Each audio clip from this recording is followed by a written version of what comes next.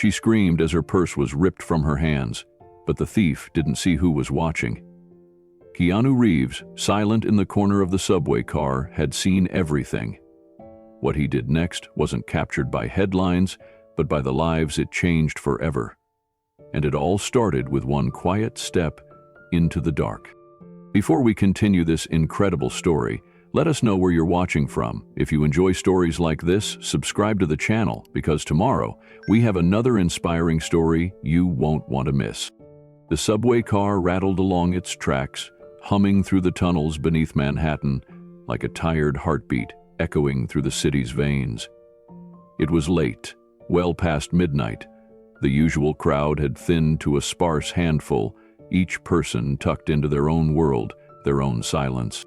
Keanu Reeves sat near the back, hood pulled low over his brow, a simple dark sweatshirt and jeans making him invisible to the untrained eye.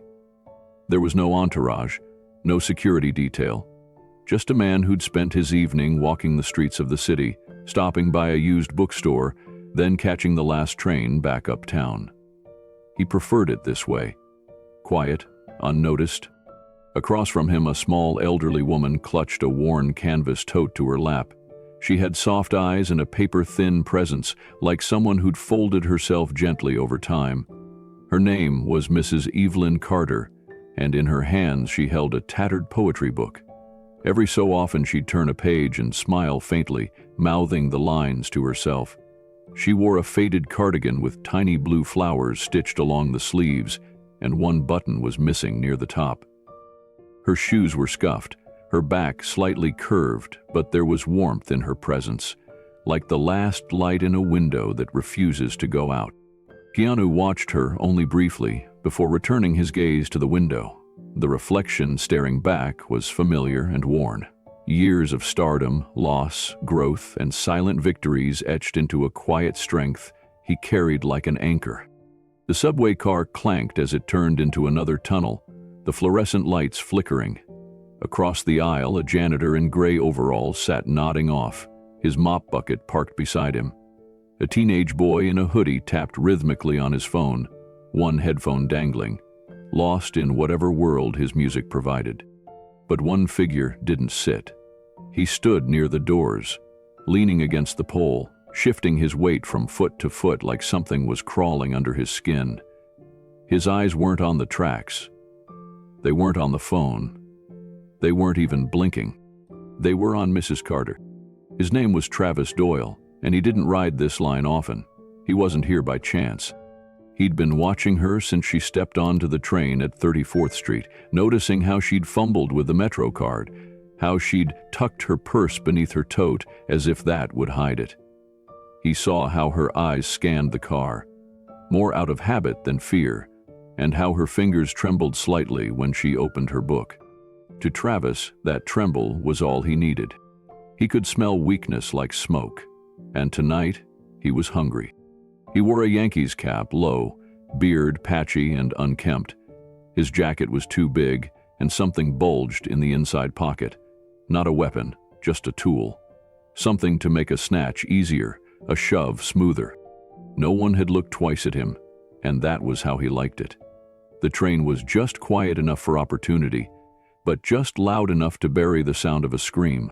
Keanu Reeves hadn't moved, but he saw everything. His eyes had locked on Travis 5 stops ago. The pacing, the glances, the way his right foot always angled toward the woman, ready to lunge. He'd seen this before, not just in movies, but in real life. Years ago in a Budapest market, in a parking lot in LA, on a late-night bus in Toronto. He had learned something over the years that many never did. You don't need to move to be aware. You don't need to speak to see. And sometimes, you don't need to intervene to change the outcome. But this night felt different. There was a stillness in the air, an electricity, just before lightning strikes. Mrs. Carter flipped another page in her book. Her lips moved softly, reciting a line from Emily Dickinson. I dwell in possibility. A sharp metallic screech echoed through the car as the train began to slow for the next station. Keanu shifted slightly, just enough to place one foot flat on the floor and the other angled toward the aisle. Across the way, Travis Doyle leaned forward, eyes narrowing. The lights flickered again. For a breathless second, the entire car went dim. When they returned, Keanu's eyes were already locked on Travis. And Mrs. Carter? She was still reading, oblivious, innocent. The train pulled into 96th Street Station, slowing to a crawl. Only 5 seconds left before everything changed. 5 seconds before Travis made his move. 5 seconds before a quiet night in New York turned into something unforgettable. And the man in the hoodie, sitting silently in the back? He wasn't just watching anymore. He was waiting. The train's brakes squealed against the rails, grinding with that familiar metallic whine. The 96th Street station approached, fluorescent lights flashing past the windows like ghosts. The overhead speakers crackled to life, but garbed the announcement, lost in the blur of motion. Mrs. Carter blinked up from her poetry, quietly folding the book shut and returning it to her bag. Her delicate fingers moved slowly, respectfully, like she was tucking away a piece of memory. Travis Doyle shifted, one foot forward, then another. He didn't look at her now. He looked through her, eyes cold, mind already calculating escape routes. The distance between the doors, the seconds it would take, the weight of the purse. His own adrenaline spiked. This wasn't his first snatch. He'd done this before. Fast hands, no eye contact, get out quick. The secret wasn't force, it was speed, surprise, chaos, and the moment had arrived. With a sudden lunge, Travis grabbed the tote from Mrs. Carter's lap. She let out a startled cry, half gasp, half plea. The straps caught around her frail wrist, and instead of slipping free, she went with it. The next instant felt suspended in time. The train rocked gently as the brakes hissed. Mrs. Carter tumbled sideways from her seat, her hand still tangled in the bag. Her head hit the metal pole with a sickening thud. The poetry book flew open beside her. Its pages fluttered like wings broken mid-slight. Passengers jerked in their seats, startled, paralyzed. The janitor snapped awake. The teenager with the headphones froze. No one moved fast enough. No one except Keanu. He rose, not with panic, not with fury, but with something deeper. Controlled, unshaken, resolute. Travis turned, clutching the purse, already halfway to the exit. The doors chimed. Ding-dong. The hiss of opening. Travis bolted, and just as the thief's foot hit the platform, so did Keanu's. No words, no shouts, just quiet action. The doors closed behind him with a solid thump, sealing the car. Inside, people gathered around Mrs. Carter. Her breath trembled. She was conscious but stunned, her thin wrist already bruising, her small frame curled around the poetry book, now bent and torn on the floor. The janitor leaned over her. "Help is coming, ma'am. Just stay still. It's okay." Someone went after him. Mrs. Carter didn't speak, but her eyes flicked to the doors, to the blur of motion disappearing into the tunnel beyond the glass. Outside, on the platform, Keanu followed. Travis was fast, fueled by fear and rage and the kind of desperation that drove people into dark corners. He ran with purpose, darting past the trash cans, leaping the turnstile like it was instinct. Years of hustling, of escaping tight corners and bad deals, had built him for this kind of moment. What he didn't know was that the man behind him hadn't just reacted. He had watched him from the beginning. Keanu had memorized the slope of Travis's left shoulder, the slight limp in his stride, the hesitation in his breath when he moved close to Mrs. Carter. He had studied him like a scene unfolding, and now every detail was a breadcrumb in pursuit. The upper platform curved around a stairwell leading to the street. Travis made for it, boots pounding the concrete, one hand still gripping the stolen tote. Keanu didn't run full speed. He didn't need to. He stayed 3 steps behind, measured, silent. Above them, the station emptied onto the dim city street. The entrance lights flickered overhead. Trash rustled in a gutter. A neon sign buzzed from a liquor store across the way. Travis emerged and spun left, vanishing into an alley beside the bodega. Keanu stepped out a moment later, eyes already scanning. He didn't charge. He didn't shout. He simply walked. The alley was tight, littered with crates and an old dumpster. A fire escape ladder clanged as it swung gently in the night breeze. At the far end, a rusted chain-link fence stood half open. Keanu turned the corner, and there, at the edge of the alley, stood Travis, hunched over the tote, rummaging. He didn't notice the footsteps at first. Not until Keanu's shadow stretched over him, long and tall, in the alley light. Travis spun, startled. The purse dropped. Keanu stopped 6 feet away. Still no words, just presence. Travis's eyes darted left, right, cornered. "Who the hell are you?" No answer. "I didn't hurt her," Travis spat, defensive now. "She fell. That's on her. I just needed the cash, that's all." Keanu looked down at the bag, then back up. His silence felt heavier than any accusation.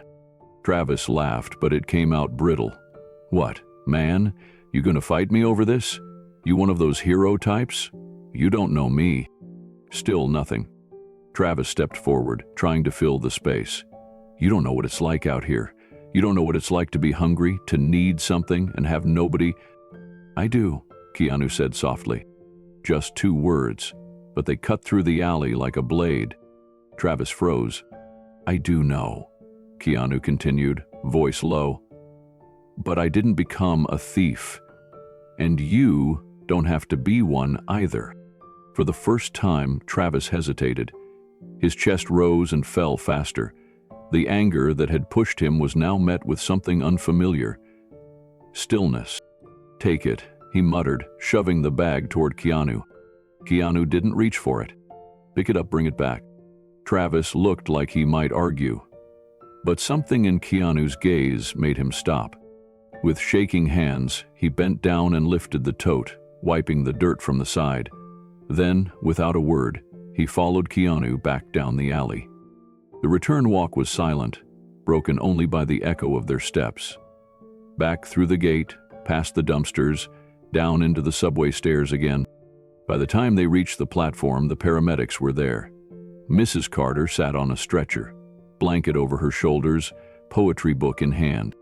She looked up as Keanu approached, and behind him, the man who had taken from her. Travis's eyes dropped as he stepped forward and offered the bag with trembling hands. I'm sorry," he mumbled. Mrs. Carter didn't move, but her eyes, so soft, so worn, held his for a moment. Then, gently, she reached out and took the tote. "You should read more poetry," she said, voice barely above a whisper. "It helps." Travis looked stunned. Keanu placed a hand on his shoulder, then turned to the paramedics. "She's safe now. Let's get her checked." The next train pulled in behind them. Keanu didn't board it. He stayed, still, steady, watching as the night settled once more around the station. The danger had passed, but what happened next would change more than just a subway ride. Keanu didn't move right away.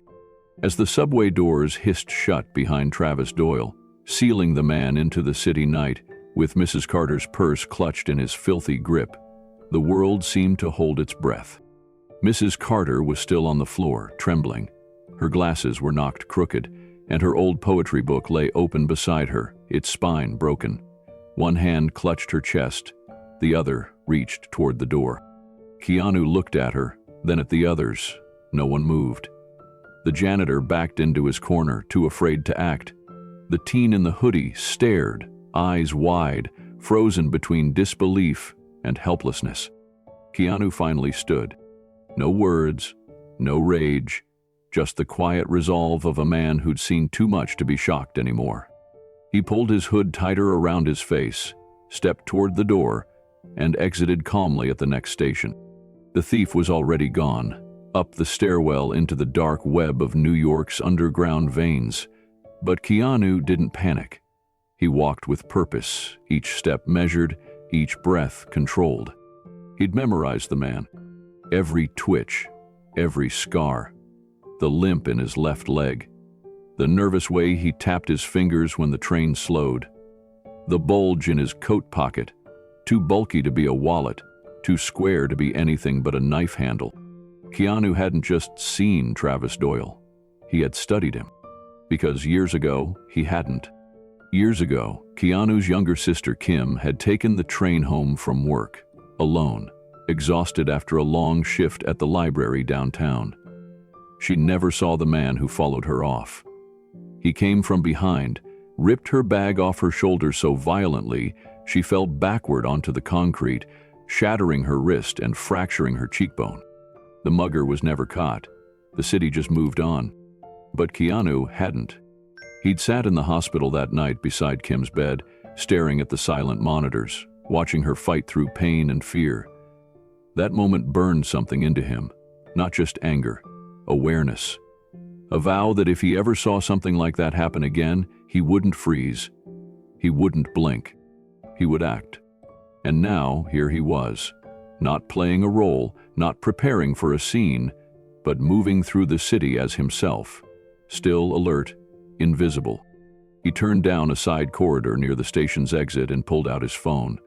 One contact, Officer Lena Garza. They'd met 5 years ago at a veterans fundraiser.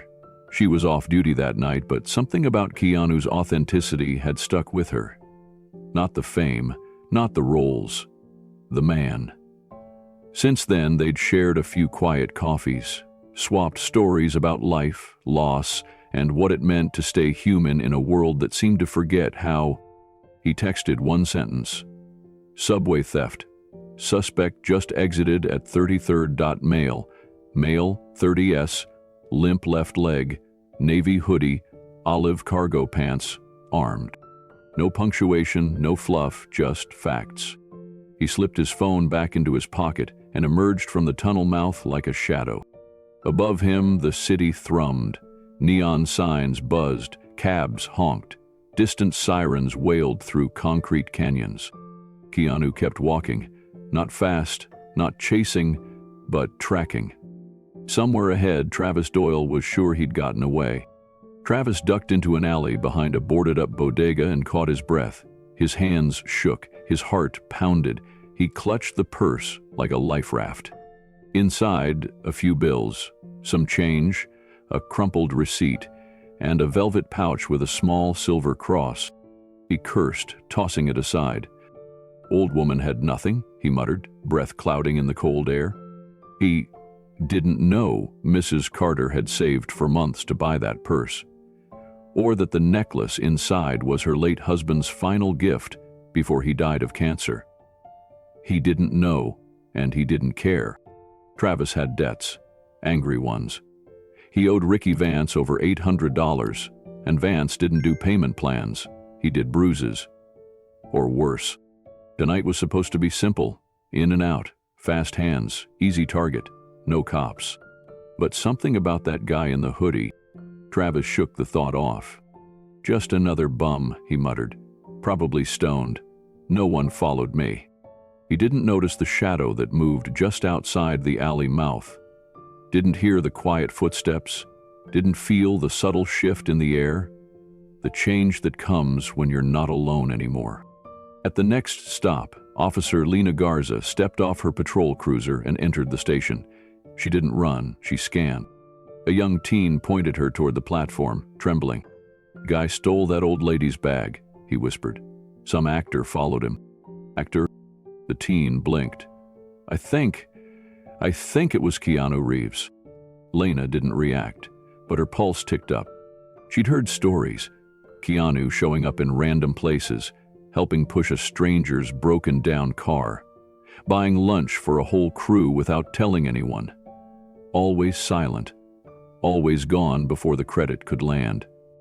But now, he wasn't a headline, he was involved. She tapped her earpiece. This is Officer Garza, suspect last seen exiting 33rd. Civilian tracker in pursuit. Potential ID, Keanu Reeves. The dispatcher hesitated.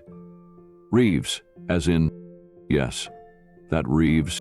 A pause. Copy that. Meanwhile, Keanu paused outside a narrow alleyway just beyond the station's reach. His instincts whispered, in there. He moved slower now, quiet. Every step deliberate. His training kicked in, not the kind from movie sets, but the deeper kind. Years of martial arts, stunt coordination, and security drills. His reflexes were honed for this. Not to fight, but to anticipate, to outthink, to stay 2 steps ahead. He spotted movement, a hunched silhouette, breathing heavy, fingers twitching. Travis. Keanu didn't approach. He didn't confront. Instead, he circled wide, entering from the other side of the alley through an adjacent stairwell that led into the back of a delivery garage. He stayed in the shadows, watching. Travis muttered to himself, cursed the city, kicked the purse aside, then pulled a crumpled cigarette from his coat and lit it with shaking fingers. "Got away again," he said aloud. "Ain't no one stopping me." Keanu stepped forward, not out of the dark, but just enough to cast a faint silhouette on the opposite wall. Travis froze. His eyes widened. The flicker of the lighter lit the faint outline of a man with a hood, just standing there. Silent, still. "You," Travis growled. "You following me?" Keanu said nothing. Travis pulled the knife. "You don't scare me, man. You think just 'cause you're some movie guy." Keanu took 1 step forward. It wasn't threatening, it wasn't fast, but it was enough. Travis backed up. "You crazy?" Another step. Calm, no fear. Travis turned and ran, again bolting down the alley toward the other end. But this time, he wasn't running into freedom. Officer Garza stood at the exit, sidearm ready, stance firm. "Drop it." Travis froze between 2 ends of the alley. One held a badge, the other, something quieter, but somehow more dangerous. The knife clattered to the ground. Keanu stepped back into the shadows and vanished. By the time Lena cuffed Travis and read him his rights, Keanu was gone. Not in the police report, not in the headlines. But the janitor and the teen on the train would later tell reporters what they saw. An actor? Maybe. A hero? Definitely. But the truth was simpler. Keanu hadn't chased anyone. He'd just walked toward justice, one silent step at a time. The next morning, the city buzzed with its usual rhythm. But for Keanu, the tempo was different. He wasn't rushing to a film set or being trailed by cameras. Today, his path was quiet, purposeful. He entered the small community hospital in Queens, hoodie still pulled over his head. No security detail, no announcements. Just a paper cup of lukewarm coffee in hand and a question at the nurse's station. "Room 203. Mrs. Carter?" The nurse, a young woman with weary eyes and a kind smile, blinked twice before nodding. "She's stable, fractured wrist, some bruising, but she's tough. Said she's had worse." "During the blackout of '77? Keanu smiled faintly. That sounded like her. He tapped gently on the door and peeked in.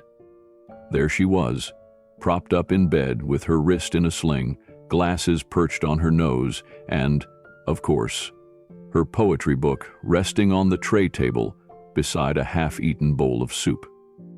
She looked up slowly, her brow furrowed. "Wait, you're..." Keanu held up a finger gently, like he always did when fans recognized him in a vulnerable moment. "It's okay, just checking in." Her eyes softened. She took a moment. "Why?" His answer was quiet, almost a whisper. "Because someone once helped my sister, when I couldn't." She nodded and tears filled her eyes.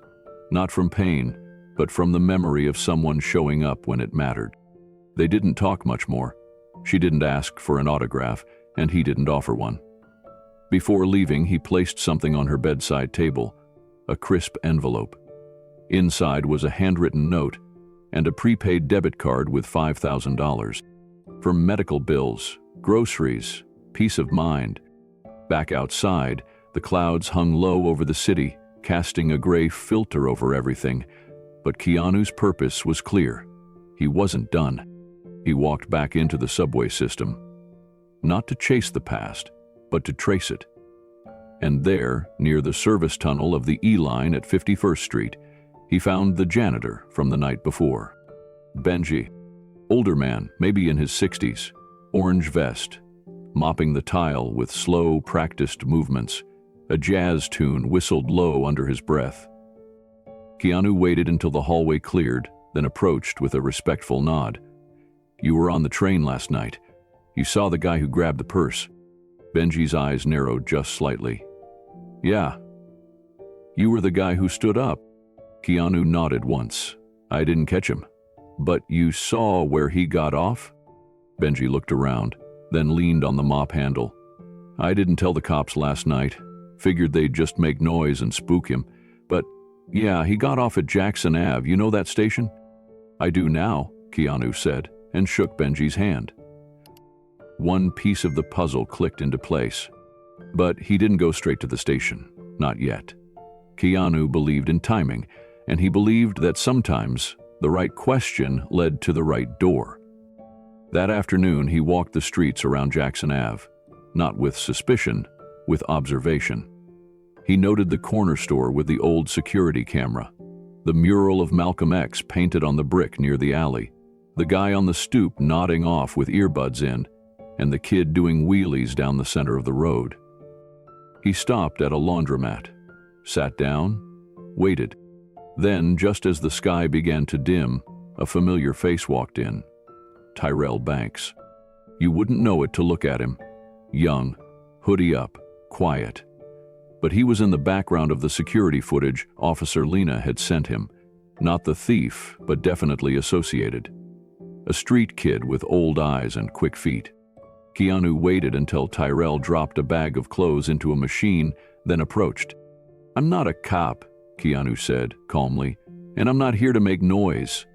I just want the purse back." Tyrant froze, then glanced at the door. "I'm not chasing you," Keanu added. "If you walk, I won't follow. But you might want to hear this." Tyrell sat still. Curiosity won. "I know about Travis," Keanu said. "I know he got off here. I know he's been running small cons on the elderly, and I know you're smart enough not to follow him down that road." Tyrell looked at him, eyes flickering with something deeper than fear. Regret. Or maybe just recognition. "You a cop?" he asked again. "No," Keanu said. "But I'm someone who understands what it's like to be young and scared and loyal to the wrong people." Tyrell shifted in his seat. "He's my cousin," he said finally. "He said it was just one grab, just to get by. His job laid him off, rent's due, we got no help. Said he'd give it back."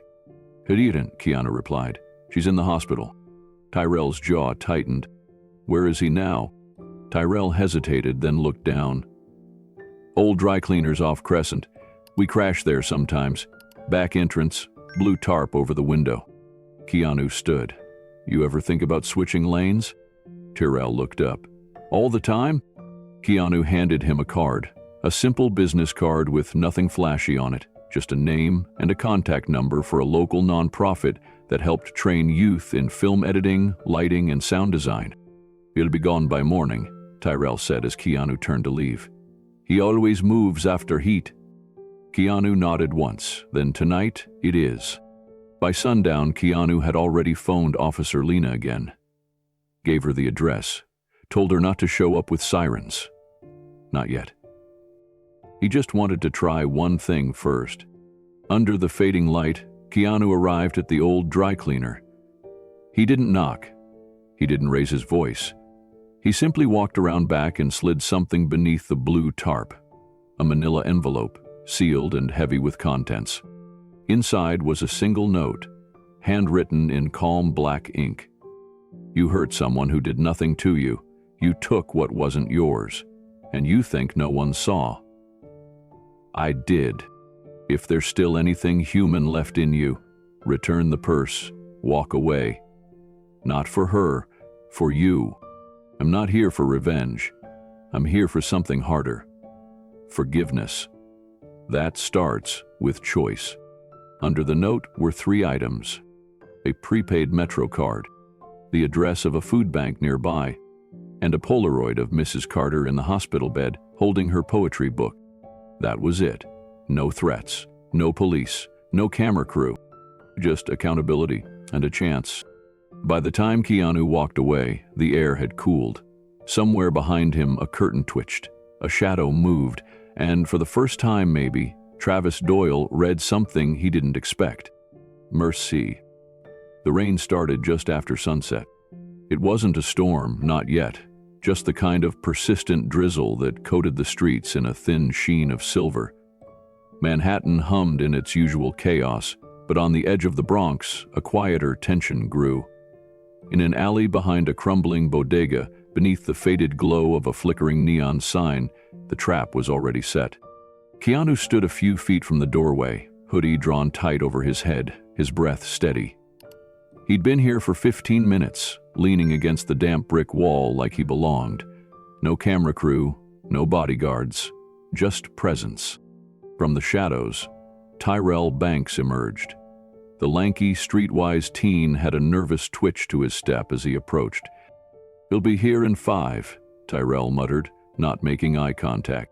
Keanu nodded. "Thanks for doing the right thing." Tyrell hesitated, then looked up. "You think he deserves it?" Keanu's eyes were calm. "I think he deserves the truth." Footsteps echoed down the alley. Travis Doyle appeared, hoodie up, eyes scanning. He moved like someone who had something to hide and everything to lose. When he spotted Keanu, his body stiffened. "You?" he said, his voice rising. Keanu didn't move. "Me." Travis turned to run, but Tyrell blocked the way, not aggressively, just enough to pause him, just enough to make him think. "You set me up?" Travis barked. Tyrell backed away. "I just told him where to find you, that's all." "I don't want your money," Keanu said quietly, stepping forward. Travis froze. "Then what do you want?" Keanu stopped, just a few feet from him. No anger in his posture, no heat in his tone. "I want to ask you a question." Travis blinked. He looked ready to bolt again, but something about Keanu's presence held him there. Like gravity. "You remember the woman on the train?" Keanu asked. "Mrs. Carter." Travis said nothing. "She's 76, Keanu continued. "She reads poetry to cope with the loss of her husband. She wears the same shoes every day because they were a gift from her son before he deployed." Keanu took one slow step forward. "You didn't just take a purse that night. You took dignity. You took safety. You pushed her to the ground and walked away like it meant nothing." Travis's face tightened. "Was it worth it?" Keanu asked, voice steady. "What did you get?" $40. "A phone you probably sold for less than a decent meal?" Travis looked down at his shoes, suddenly very small in his oversized hoodie. "I didn't know she was that old," he mumbled. "That doesn't make it better," Keanu replied gently. "That makes it worse." Silence. Travis looked up. "You gonna call the cops on me?" Keanu didn't answer. Behind them, footsteps approached. Officer Lena stepped into the alley, plainclothes, hands in her coat pockets. Her badge was tucked away. She'd been listening from just around the corner. "I didn't want to run," Travis said suddenly. I didn't know what else to do." Keanu looked at him closely. "Then maybe now's your chance to do something different." Officer Lena stepped forward. She didn't raise her voice, didn't reach for her cuffs. "Travis Doyle?" she asked. He didn't respond, but he didn't run either. "You're under arrest for robbery and assault," she said calmly. As she approached, Keanu stepped back, not because he was afraid, but because his part was done. Travis didn't resist. Tyrell watched from the shadows, uncertain. As Officer Lena gently secured the cuffs, she added, "You've got a chance to speak, in court or later.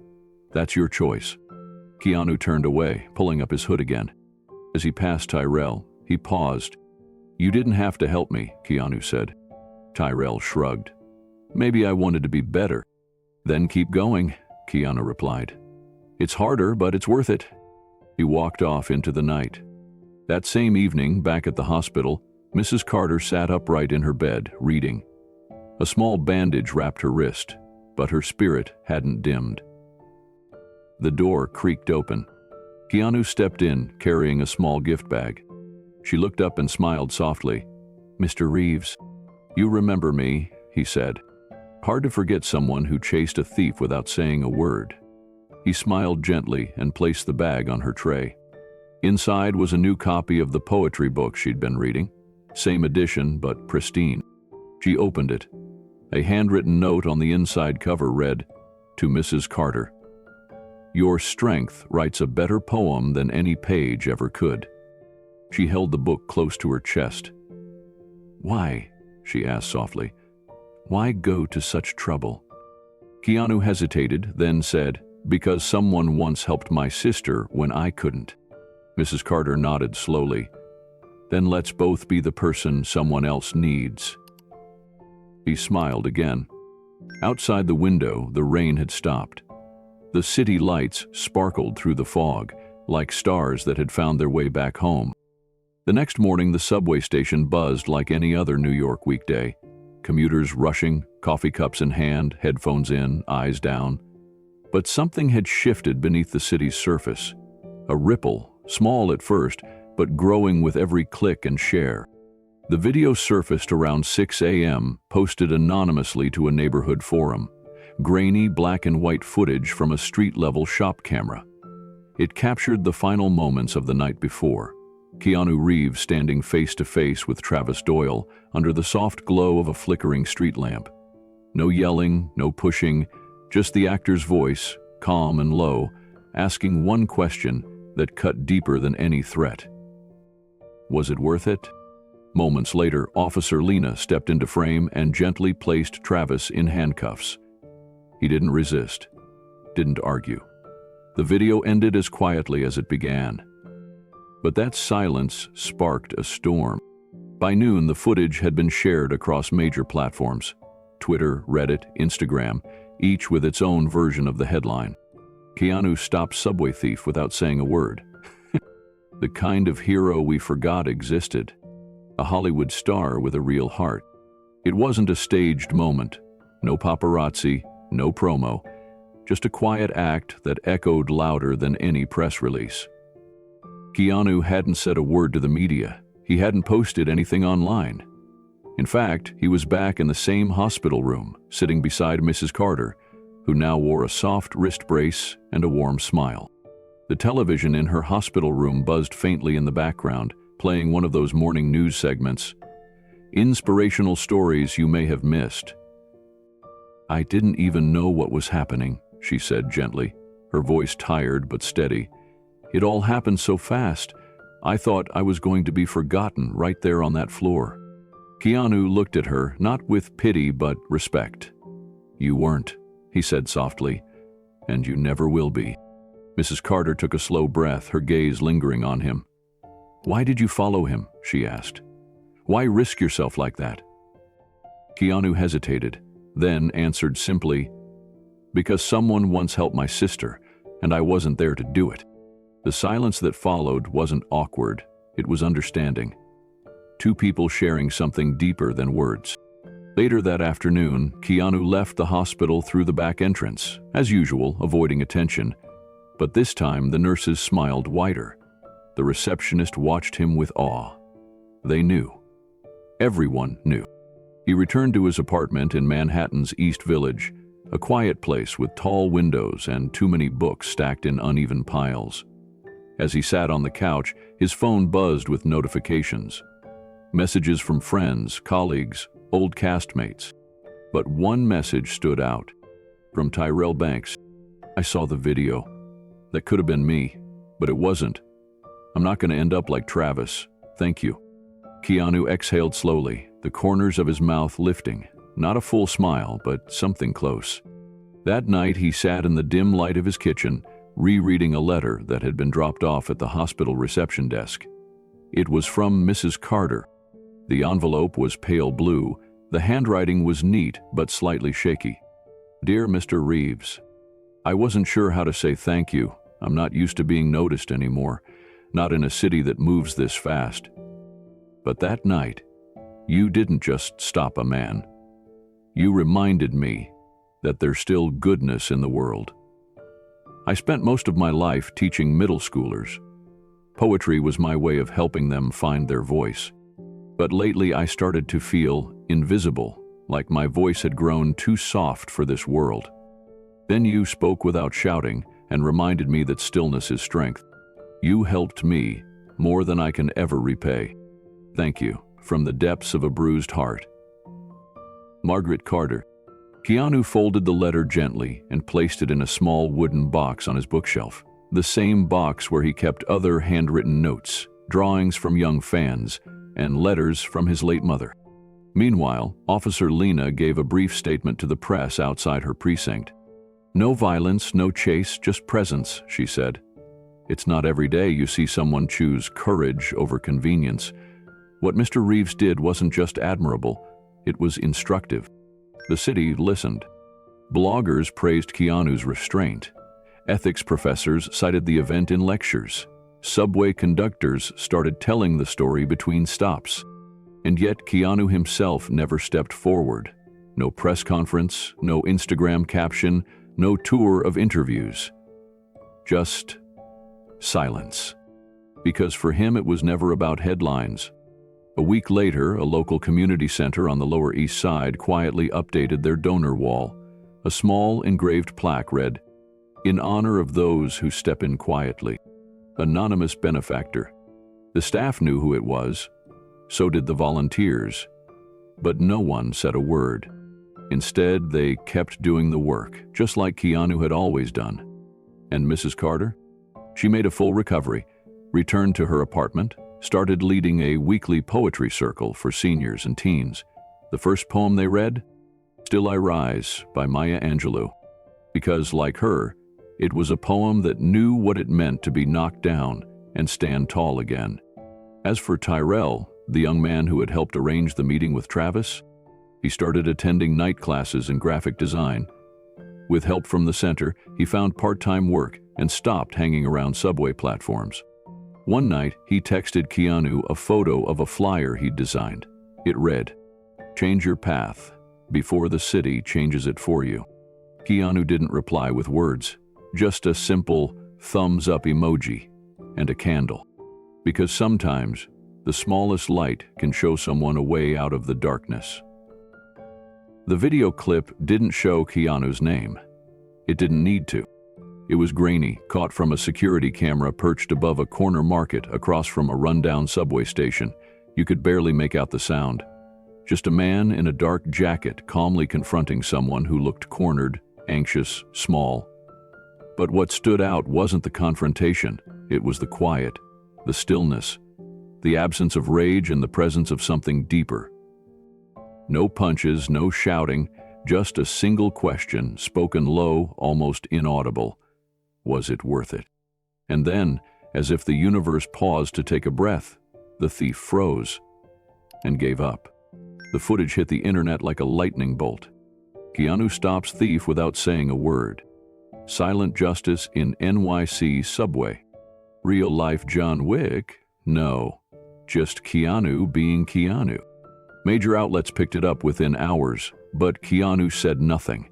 No statements, no interviews, no acknowledgement. Because he hadn't done it to be seen. He did it because it needed to be done. But the city saw him anyway. Within a week, New York City's Transit Authority began working on a new public campaign. Posters appeared quietly in subway stations. They didn't show Keanu's face or mention his name. Just stark black background, white lettering. What you do when no one's watching defines who you are when everyone is. The campaign, titled Silent Strength, went viral for all the right reasons. Not flashy, not fear-based. Just real people, real choices, and the belief that dignity didn't require noise.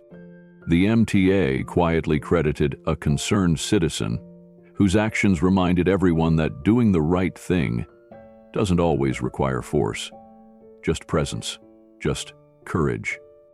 Meanwhile, in a community center in East Brooklyn, a janitor turned mentor named Benji was dusting off an old file cabinet when he got a call he never expected.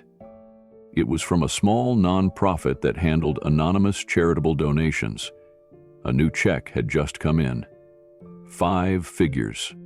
It was designated for Benji's Urban Youth Initiative, a modest after-school program he'd started years ago in his spare time.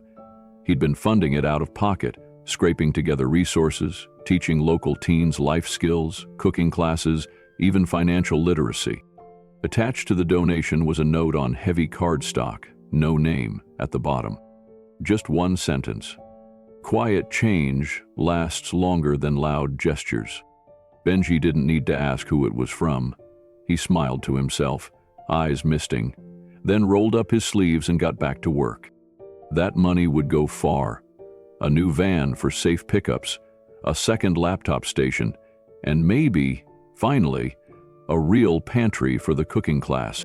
Travis Doyle, the thief who had attacked Mrs. Carter, faced trial 3 months later. The evidence was clear.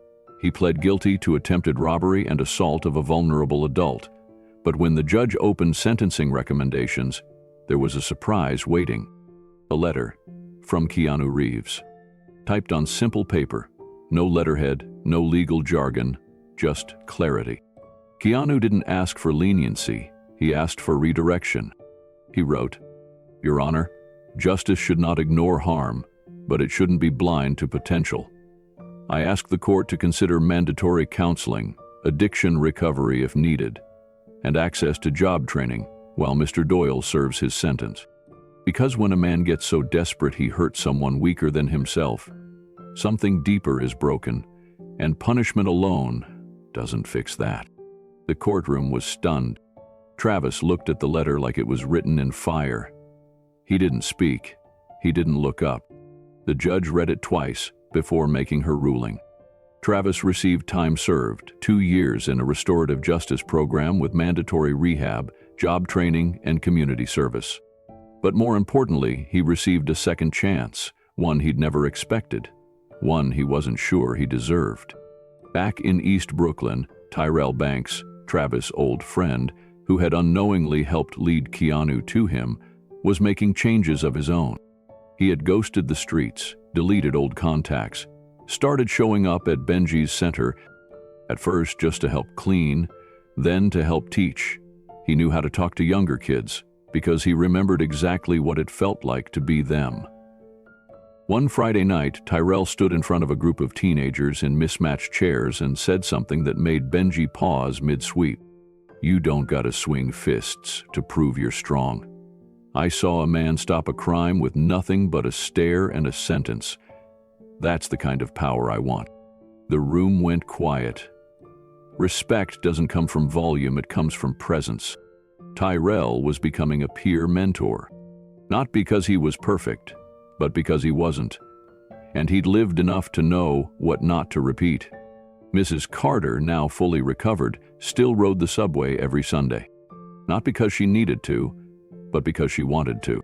She wore a wrist brace for a while, but her mind was sharp, her eyes brighter than ever.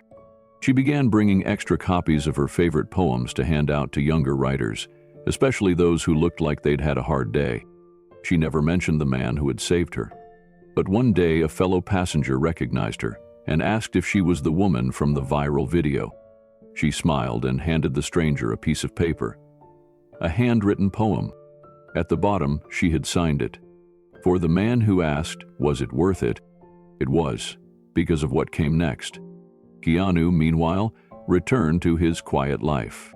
He didn't need applause, didn't want it. But sometimes he'd get anonymous messages forwarded through his team. From young men like Tyrell. From city officials trying to shift policy.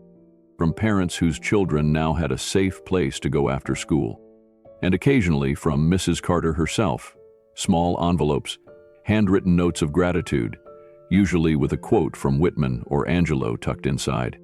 Each time he smiled, folded the letter carefully, and slipped it into a box he kept in his study, marked simply, "The world I believe in." Not every act of courage makes headlines. Not every moment of integrity is caught on camera. But when they are, when a quiet man stands up without raising his voice, when he walks into darkness not for glory, but because it's the right thing to do, the world notices, even if only for a moment. And sometimes that moment is enough to change everything. 3 weeks had passed since the night Keanu Reeves quietly changed the course of a stranger's life. It was late evening again. A soft chill lingered in the early spring air as the subway rumbled beneath Manhattan streets. The car doors slid open at 96th Street, and Keanu stepped in, just as he had that night. Same time, same car even. The metal seats gleamed under the overhead lights. The same rhythm of the tracks. But something felt different. Not in the air, in the people. He wore the same faded black hoodie, headphones around his neck, the same simple jeans and worn boots. No security, no entourage. Just a man, once again blending into the crowd. Except this time, the crowd noticed. A young woman near the window elbowed her friend, who followed her eyes and let out a quiet gasp. A middle-aged man in a navy pea coat gave a subtle nod of recognition. Someone whispered, "That's him," and quickly looked away, not daring to interrupt. Keanu didn't react. He never did. He took the same seat he had that night, 4 spots down from the emergency door near the overhead map. He sat slowly, hands resting in his lap, eyes calm. Across from him sat a teenager, maybe 16, hood up, earbuds in, sketching something in a spiral-bound notebook. He glanced up once, then again. Keanu smiled lightly and gave him a nod. The teen's eyes went wide, then he quickly looked down, his pencil moving faster. Not fear, inspiration. A moment later, a familiar presence boarded the train. Officer Lena Ramirez stepped in at the next stop. She was in uniform this time, but not tense, just observant. She scanned the car, spotted Keanu, and smiled with her eyes. No words. Just a subtle acknowledgement between two people who had shared a strange, quiet victory. She moved down the car and stood by the doors, her presence known but unintrusive. The passengers felt it too, this unspoken sense of safety. As if, just for tonight, nothing bad could happen in this train car. Then, something small, but meaningful, happened. The teen across from Keanu reached into his backpack and pulled out a book. It was worn at the edges. A poetry collection. Keanu noticed the cover and raised his eyebrows just slightly. The boy caught his look, lifted the book slightly, and said, just loud enough for Keanu to hear, "It was my grandma's. I've been reading it since the story." Keanu leaned forward a little, his voice barely above the hum of the tracks. She had good taste. The boy smiled and opened to a dog-eared page. This was it. Not a news headline, not a viral video. This was how change echoed. The moment didn't need cameras or applause. The shift was in the air. The way people held themselves differently. The way they noticed each other more. Like a city briefly reminded that even in the anonymous crowd, someone might be watching. Not to punish, but to care. A mother across the aisle tightened her grip on her toddler's hand as the doors opened and a few people boarded. She saw Keanu, recognition in her eyes, and relaxed just a little more. Her son pointed toward the overhead ad for a subway reading campaign. On it, an illustrated silhouette of a man in a hoodie handing a book to a child. The resemblance wasn't accidental. The ripple effect had become real. In a quiet corner of the Bronx that week, Tyrell Banks, once just a name on a file, led his first youth workshop at a community center, helping teenagers write out their goals and understand conflict without fists. He wore clean sneakers, a tucked-in shirt, and carried a binder full of curriculum notes. He quoted Keanu without saying his name. The strongest man in the room is the one who doesn't need to raise his voice. Across town, Benji, the janitor from that subway car, had secured his nonprofit status and was now running weekend programs in the very station where the incident had happened. He called it Track Change, a place for second chances. And Travis Doyle, the man who had once robbed an elderly woman on a quiet subway car, was now 6 weeks into a court-mandated job training program and therapy sessions. Keanu hadn't asked for punishment, he had asked for purpose. When given the opportunity to demand retribution, he had chosen restoration. It didn't erase the past, but it wrote a new ending. Back on the train, the lights flickered briefly as the subway descended deeper underground. Keanu closed his eyes for a moment and breathed in the rhythmic clatter of wheels on rails. 1,000 rides like this before, and likely 1,000 more. The city hadn't changed, not really. There would still be fear, still be loss, still be people like Travis who made the wrong choice in a desperate moment. But tonight there was a little more hope. He opened his eyes again. The teen was still reading. Officer Lena had moved down the car, checking in on an elderly man who looked unsure of the route. Keanu noticed a young woman scribbling in a notebook. A song lyric, maybe. Her eyes darted up and met his, and she smiled nervously. He nodded once. People saw him now, but not as a star. As something else, something quieter. The train began to slow as it approached 125th Street. Keanu stood. The teen looked up, surprised. "You getting off here?" the boy asked. Keanu smiled. "I always do." He moved toward the door, nodded once more to Lena, and exited onto the platform. The train pulled away, disappearing into the tunnel. As Keanu stepped up the worn concrete stairs to the street, he felt the cool night wind brushing across his face. The city above buzzed like it always had, but tonight he didn't feel lost in it. He felt anchored, not because of fame, not because of force, but because of quiet action. Because when it counted, he paid attention. He stood up, and he walked forward, not with noise, but with purpose. And somewhere behind him, in the moving pulse of the city, others were beginning to do the same. There were no awards, no interviews, no grand public statement, just a quiet man doing what needed to be done. Keanu Reeves never stepped forward for recognition after that night. He didn't issue a press release. He didn't give a tell-all. He didn't capitalize on the viral footage that spread like wildfire. The clip of him calmly confronting a thief, hands in his pockets, voice low, eyes steady. The world had seen it, but he never said a word.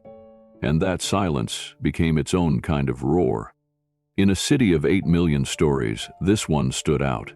Not because it was dramatic, but because it was rare. It was about something we almost never see anymore. Quiet courage. Courage that doesn't come with flashing lights or a raised fist. Courage that isn't about revenge or proving a point. Courage that shows up when someone sees injustice and refuses to look away. Keanu had no obligation that night. He wasn't on duty. He wasn't being paid. He wasn't acting a part in front of cameras. But he noticed. He paid attention. He remembered every detail. He used his voice only when it mattered. And then, when justice was done, he returned to his life with the same humility he's always carried. Because to him, doing the right thing wasn't a performance. It was a principle, and that's the difference. In the weeks that followed, people debated what they had witnessed. News outlets dissected the video with headlines like "The Subtle Hero" and "Reeves teaches the world how to step in without violence." Psychologists weighed in on his demeanor. Youth counselors shared the footage in workshops. Police officers replayed the clip in training seminars. But Keanu didn't respond. Because for him, the story wasn't about him. It was about a 76-year-old woman who just wanted to read her poetry in peace. It was about a janitor named Benji, whose quiet testimony helped close the case. It was about a kid named Tyrell who saw another path because someone bothered to believe he was worth more than his zip code. And even, in some strange way, it was about Travis Doyle, a young man who'd made a terrible choice and who now had the chance to rebuild. Keanu's lesson wasn't delivered in a speech. It was delivered in action, in stillness, in restraint. He never once raised his voice. He didn't need to. Because when a person is rooted in truth, they don't need to shout. The lesson? Quiet strength can stop loud violence. It doesn't always take a hero in a cape. Sometimes it takes a man in a hoodie sitting quietly on a subway who notices the world around him and acts without needing applause. In the months that followed, subway PSAs quietly began using artwork that reflected the moment. Abstract drawings of strangers watching out for each other, silent figures stepping in without confrontation. One campaign simply read, "Notice, act, walk forward." Keanu never gave permission for his image to be used. But then again, no one needed to, because the spirit of what happened that night, his essence, had already imprinted itself on the city. And in small ways it began to ripple out. More people began to sit with headphones off, eyes open. More folks helped elderly passengers with their bags. More subway riders noticed each other, just a little more. No revolution, no headlines, just kindness, awareness. Small actions that echoed quietly through the tunnels and into the hearts of the people who passed each other every day in silence. And Keanu? He kept riding the train. He kept showing up to the world the way he always had. Soft-spoken, observant, grounded. Because for him, heroism was never about being seen. It was about seeing, about paying attention, about noticing when something is wrong and deciding, without ego, without spectacle, that you're going to do something about it. Sometimes, the biggest difference is made by the person who simply refuses to look away. That is the legacy of what happened that night. And that is why the story still matters.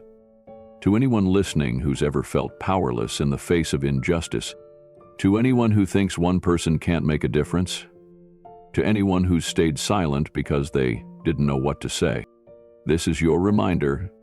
You don't need to be loud to be strong. You don't need a platform to do good.